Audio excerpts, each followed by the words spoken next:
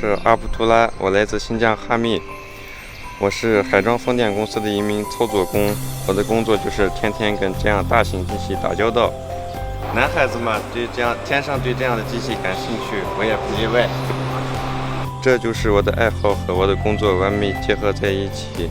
不知道我的工作是什么吗？我现在就带你去看一下。